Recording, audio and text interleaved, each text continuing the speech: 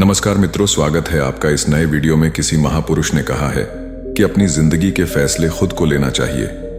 अगर दूसरे लोग आपके फैसले लेंगे तो उन फैसले में उनका कुछ ना कुछ, उनका भी उस फैसले में स्वार्थ अवश्य ही होगा। और 2 या 3 जगह पे तो अपने माता पिता के भी फैसले पे निर्भर ना रहें। जैसे अपने लक्ष्य का फैसला या निर्णय खुद को लेना चाहिए, क्योंकि आपके माता पिता को उनके समय तक का ही पता होता है और आपके उस एक लक्ष्य में आपकी पूरी जिंदगी निर्भर करती है। इसलिए लक्ष्य का फैसला खुद ही लेवे तथा शादी के लिए पार्टनर खुद ही डिसाइड करे, क्योंकि आपको पार्टनर के साथ पूरी जिंदगी निकालनी होती है। तो इन जगहों पर अपने पेरेंट्स का फैसला नहीं होना चाहिए। हमारी जिंदगी में कई बार हम खुद को एक मुश्किल घड़ी में पाते हैं। कई बार हमें बड़े फैसले लेने पड़ते हैं, लेकिन हमें यह नहीं पता होता कि वह सही है या गलत। क्या उस फैसले का परिणाम हमारे जीवन में खुशियां लाएगा या मुसीबत। लेकिन कई बार हमारे पास सही निर्णय लेने की सुझाव नहीं होते और हम जल्दबाजी में फैसला कर लेते हैं, और उन फैसलों की वजह से हमारी जिंदगी सुखमय हो सकती है या फिर हमारी जिंदगी नरक से भी बढ़कर हो सकती है। इसलिए सही फैसला लेने की क्षमता हमारे जीवन में सफलता हासिल करने के लिए आवश्यक है। तो चलिए आज की इस बौद्ध कहानी के माध्यम से जानते हैं कि जीवन में सही फैसले कैसे लिए जाएं, और यह भी कि सही निर्णय लेने के तरीका कौन सा है। तो बिना किसी देरी के कहानी शुरू करते हैं दोस्तों। कई साल पहले की बात है। एक छोटे से राज्य में एक बौद्ध भिक्षु निवास कर रहे थे, जिन्हें सभी जगहों पर उनके ज्ञान के बड़े चर्चे थे। वह बौद्ध भिक्षु बहुत ज्ञानी थे। उनके पास लोग बहुत दूर दूर से आते थे ताकि वे उनसे अपनी समस्याओं का समाधान प्राप्त कर सके। उनके पास कोई भी कैसी भी समस्या लेकर क्यों ना आए, वह समस्या का समाधान अवश्य करते थे। जब भी वह किसी की समस्या सुनते तो उस समस्या को बड़े ही ध्यान से सुनते, समझते और उसमें लीन हो जाते, और उसके बाद कुछ देर के लिए वह आंखें बंद करते और समस्या के बारे में अच्छे से सोच विचार करते और उसके बाद उसका समाधान देते। ऐसे में कोई भी व्यक्ति उनके बारे में केवल एक ही बात सोचता था, शायद इन साधु के पास कोई ऐसी चमत्कारिक शक्तियां हैं जिससे यह समाधान पूछते हैं और उसके बाद हमें वह समाधान बताते हैं। एक बार एक युवक ने उन महाराज से यह पूछ भी लिया कि क्या आपके पास ऐसी कोई चमत्कारी शक्तियां हैं जिसके कारण आप हमारी समस्याओं का समाधान करते हैं, या आपके पास ऐसी कोई दिव्य दृष्टि है जिससे आप हमारी समस्याओं का समाधान खोज पाते हैं। उस युवक की यह बात सुनकर वह साधु जोर जोर से हंसने लगे, लेकिन उन्होंने उस युवक की बात का कोई जवाब नहीं दिया। उसके कुछ ही दिनों बाद उस राज्य में एक बड़ी अजीब सी घटना घटी। उस राज्य में एक बुढ़िया औरत रहा करती थी, जो अपने पूरे घर में अकेले ही रहती थी। उसका कोई ना था। उस राज्य से होकर 4 मित्र अपने घर की ओर जा रहे थे। वे लोग दूसरे नगर में काम करके पैसा इकट्ठा करके अपने गांव की ओर जा रहे थे। यह बात बहुत पुराने जमाने की है, जब यातायात के साधन ना हुआ करते थे, इसीलिए वे लोग पैदल ही यात्रा किया करते थे। इसी कारण वे चारों मित्र अपने अपने धन को इकट्ठा करके अपने गांव की ओर प्रस्थान कर रहे थे। उन चारों ने अपना अपना धन एक छोटी सी पोटली में रखा था, और उसी पोटली में उन सबकी सारी कमाई थी। तभी उन चारों मित्रों में से एक मित्र कहता है, मित्रों, इस तरह से यदि हम अपना धन अलग अलग रखेंगे तो इससे हमारा धन चोरी हो सकता है। क्यों ना हम अपना सारा धन एक ही पोटली में रख दें, जिससे हम सब इस पर ध्यान भी दे सकेंगे और हमारा धन सुरक्षित भी हो जाएगा। और जब हम अपने गांव पहुंच जाएंगे तो हम वहां पर अपना अपना हिस्सा इसमें से ले लेंगे। उन तीनों मित्रों ने उस युवक की बात मान ली और वे सभी मिलकर अपना धन एक ही पोटली में रख देते हैं, और वे सभी मिलकर अपने गांव की ओर आगे बढ़ते हैं। चलते चलते काफी समय बीत चुका था और अब रात्रि होने वाली थी। तभी आगे चलकर रास्ते में उन्हें एक घर दिखाई दिया, जहां पर एक बूढ़ी औरत रहा करती थी। रात्रि का समय भी हो चुका था और उन चारों मित्रों को रात रुकने के लिए कोई ना कोई जगह की आवश्यकता भी थी।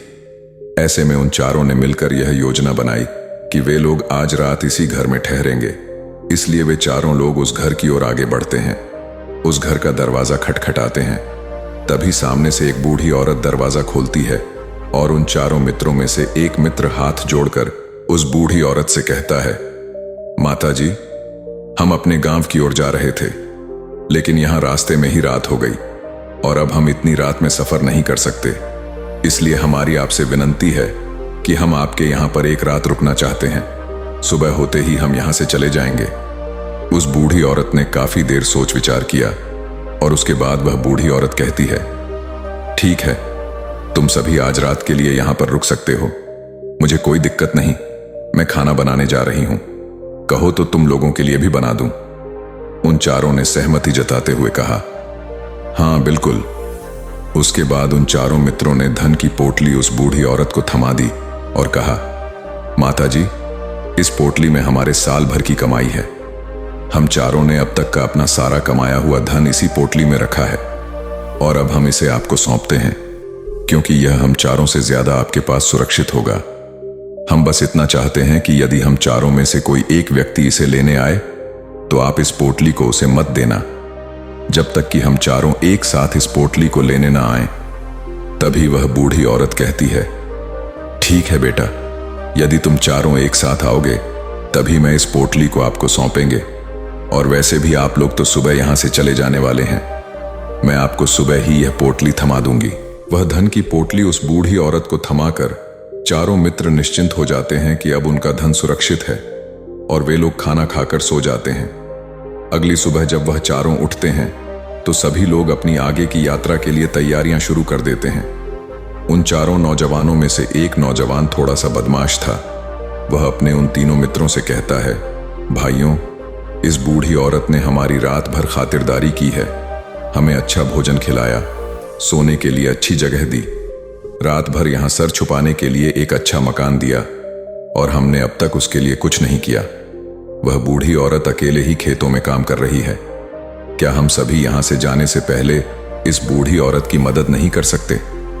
उस बदमाश नौजवान ने मन ही मन यह योजना बना ली थी कि वह किसी तरह से भी उस बुढ़िया से पोटली हासिल करके ही रहेगा। बाकी के तीनों मित्र उसकी बातों में आ जाते हैं और वे सभी मिलकर उस बुढ़िया की मदद करने अर्थात खेतों में काम करने के लिए चल पड़ते हैं। वे सभी मिलकर खेतों का काम कर ही रहे थे कि तभी वह बदमाश नौजवान अपने बाकी तीनों मित्रों से कहता है, मित्र, मुझे जोरों की प्यास लग गई है, मैं जरा उस बूढ़ी औरत से पानी मांग कर लाता हूं। वह बाकी मित्र भी अब काफी थक चुके थे, उन्हें भी जोरों की प्यास लगी थी, इसलिए वह तीनों मित्र उसे वहां से जाने की अनुमति दे देते हैं।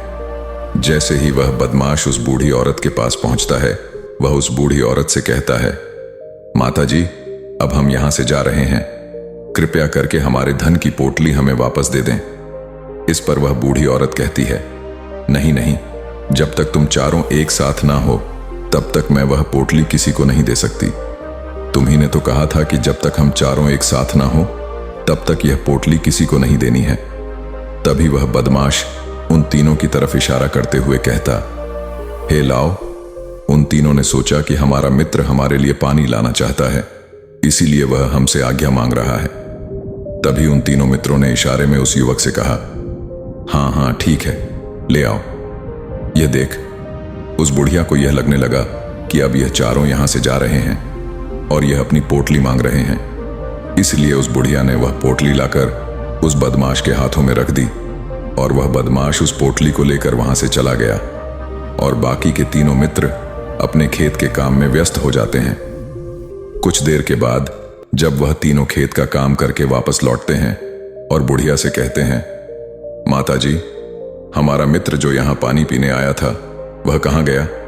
इस पर वह बुढ़िया कहती हैं, क्या वह पानी पीने आया था? पर वह तो कह रहा था कि हम चारों जा रहे हैं, कृपया करके हमारे धन की पोटली हमें थमा दे।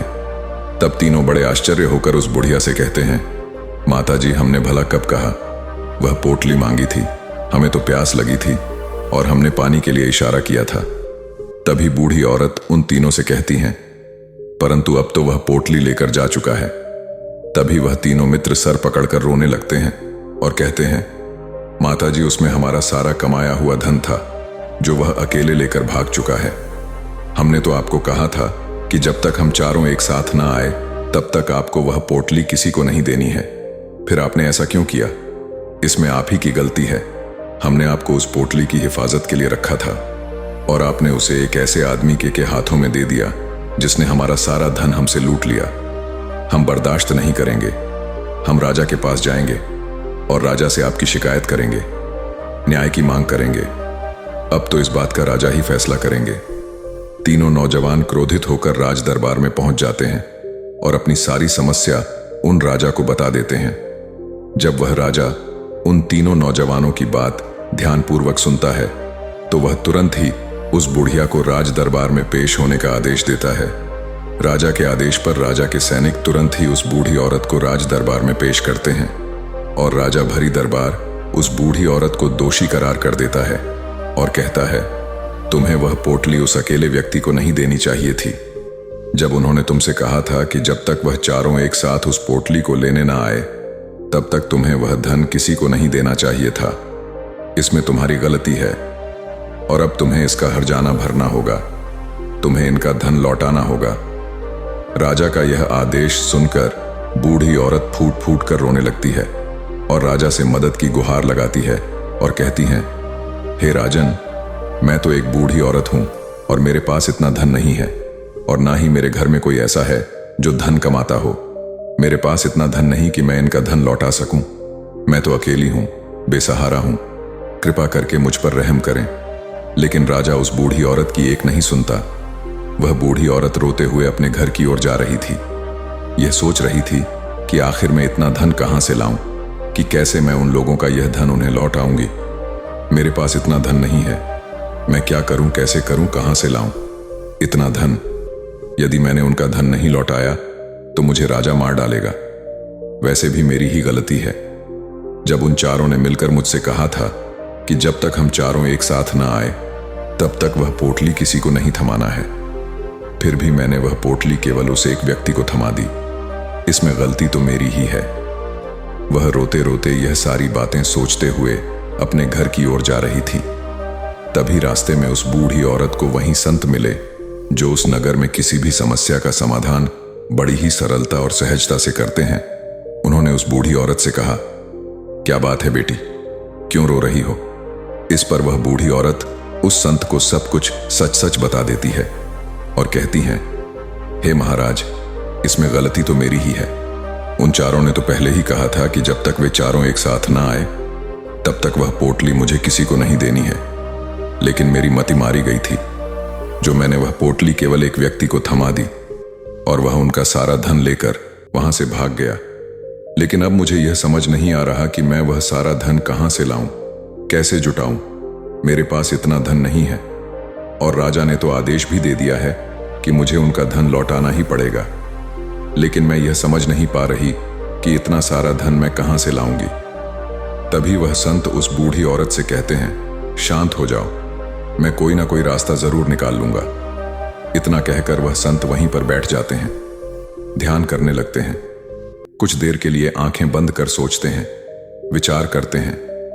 मौन रहकर वह समस्या का समाधान निकालते हैं और उसके बाद वह उस बूढ़ी औरत से कहते हैं, बेटी, राजा ने किया है वह बिल्कुल गलत है। आपने जो किया इसमें आपकी कोई गलती नहीं है। राजा का फैसला गलत है। उन संत के इतना कहने पर बूढ़ी औरत चुप हो गई और यह सोचने लगी कि आखिर राजा का फैसला कैसे गलत हो सकता है। राजा तो सभी के लिए न्याय ही करते हैं और वह कभी किसी का बुरा नहीं करते। फिर आखिर आज राजा का फैसला कैसे गलत हो गया? उन संत और उस बुढ़िया की बात आसपास के खड़े लोग, सभी लोग सुन रहे थे और वे लोग भी बड़े अचरज में थे, क्योंकि राजा का फैसला कैसे गलत हो सकता है। राजा ने तो बिल्कुल सही फैसला लिया है। इस बूढ़ी औरत ने ही गलती की है। उन चारों का धन केवल एक ही को थमा दिया। ऐसे में इस बुढ़िया को उनका धन तो लौटाना ही चाहिए। राजा ने गलत फैसला कहा किया है। तभी वह संत उस बूढ़ी औरत से कहते हैं, जाओ और राज दरबार में कह दो कि हे राजन, आपका फैसला गलत है और सही क्या है, गलत क्या है, इसका फैसला मैं करूंगा। पहले तो बूढ़ी औरत इतनी हिम्मत ही नहीं जुटा पा रही थी कि वह राज दरबार में जाकर भरे राज दरबार में राजा को यह कह सके कि राजन, आपका फैसला गलत है। लेकिन जैसे तैसे उसने हिम्मत जुटाई और वह वापस राज दरबार लौटी। उसने डरते हुए भरे राज दरबार राजा से बड़ी थर्रा आवाज में कहा, हे राजन, आपने जो फैसला किया है वह फैसला गलत है। इतना कहकर उसने राजा को सारी बात सच सच बता दी। उस बूढ़ी औरत की बात सुनकर राजा बहुत क्रोधित हुआ। राजा ने उस बूढ़ी औरत से कहा, कौन है वह संत जिसने मेरे फैसले को गलत बताया है? क्या उन्हें नहीं लगता कि मैंने सही निर्णय लिया है?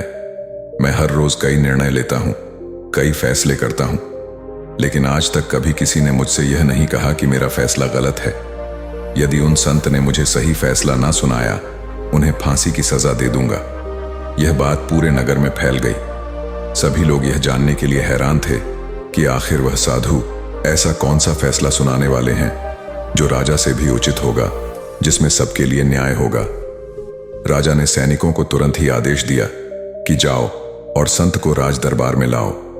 राजा की आज्ञा के अनुसार वे सैनिक तुरंत ही उन संत को लेने के लिए निकल पड़े। वे लोग कुछ ही देर बाद उन संत को लेकर राज दरबार पहुंचे।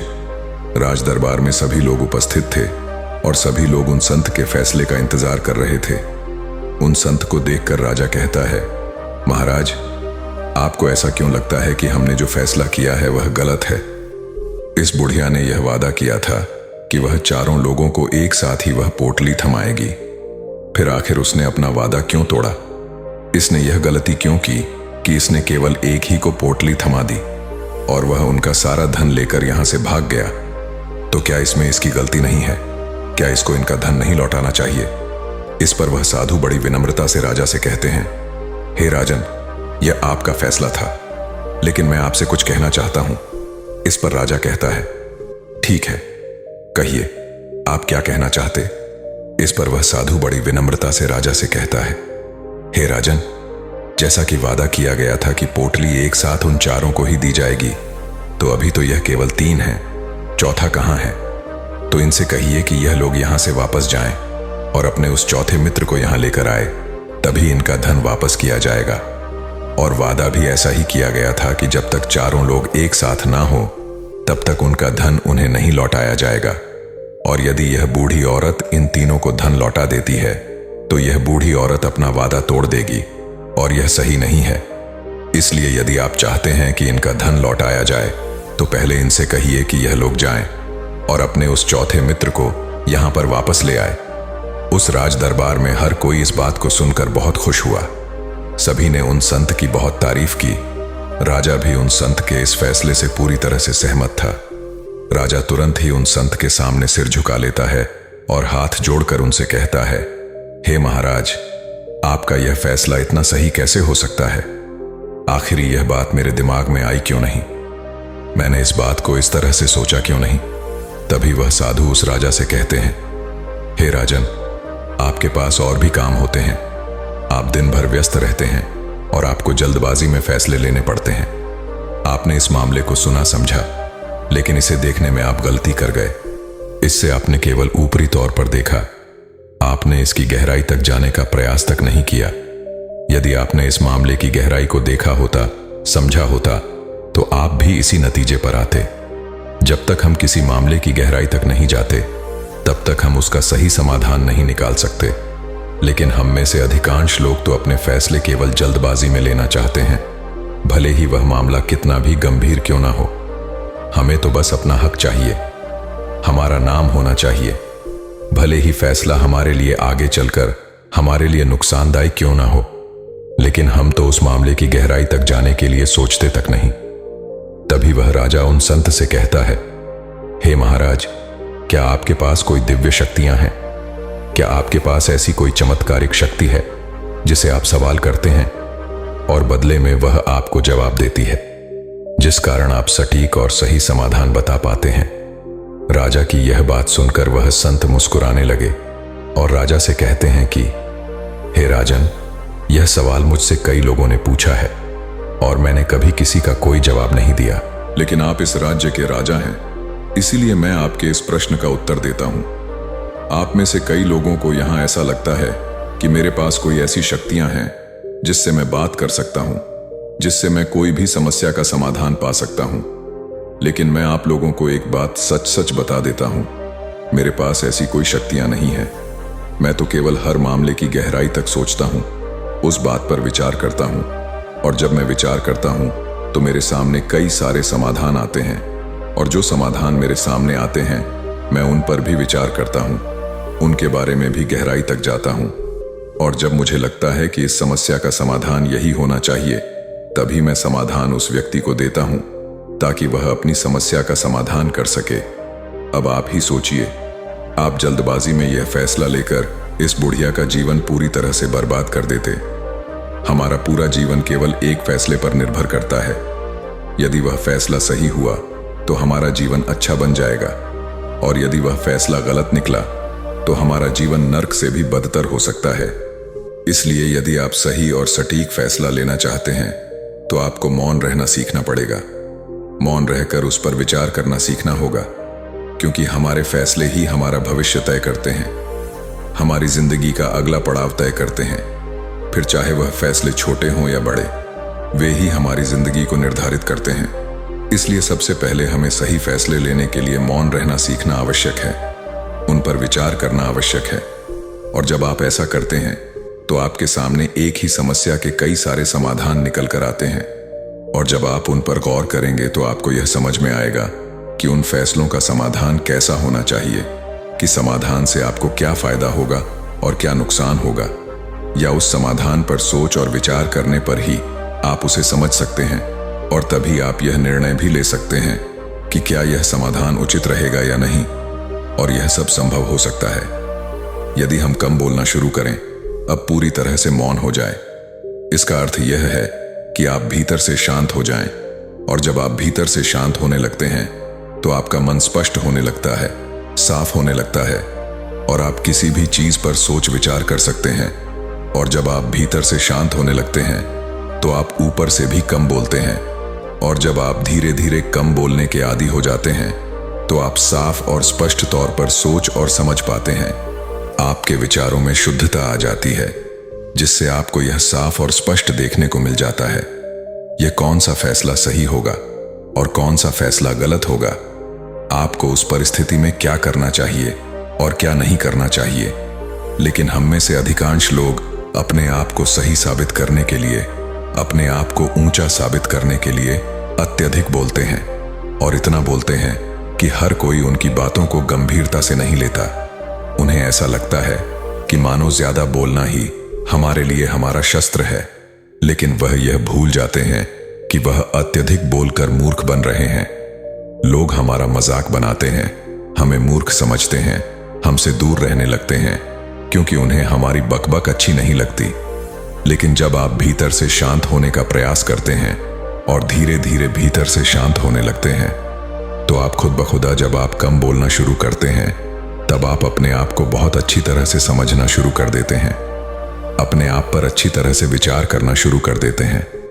तब आपको यह बात भी बहुत अच्छी तरह से समझ में आने लगती है कि जो हम बेकार की बकबक करते हैं, उस पर हमारे शरीर की बेवजह ही कितनी सारी ऊर्जा यूं ही व्यर्थ हो जाती है, नष्ट हो जाती है, जिसे हम चाहे तो किसी जरूरी काम में लगा सकते हैं, फैसले लेने में लगा सकते हैं, जिससे हम तनाव मुक्त रह सकते हैं और हमें अच्छी नींद भी आ सकती है।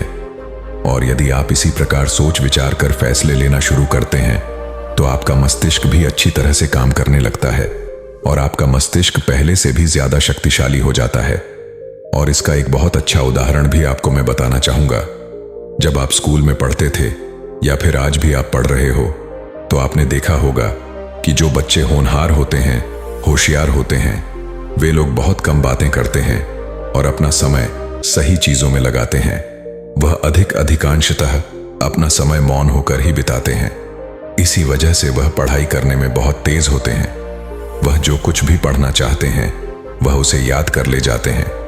लेकिन वहीं पर दूसरी तरफ जो लोग बहुत अधिक बोलते हैं, यदि आप उन्हें पूरे 24 घंटे भी दे दें तो भी वह उस तरह से उन चीजों को याद नहीं रख सकते जिस तरह से वह मौन रखने वाले बच्चे उन बातों को याद कर लेते हैं।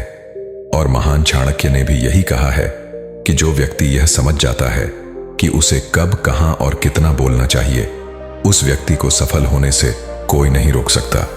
और आप इतिहास उठाकर देख सकते हैं, आज तक जो भी लोग महान हैं, जो लोग भी सक्सेसफुल बने हैं, उन लोगों की आदत बहुत कम बोलने की है। उनका पूरा ध्यान केवल अपने लक्ष्य पर होता है और अपना पूरा समय वह अपने लक्ष्य को पाने में ही लगा देते हैं।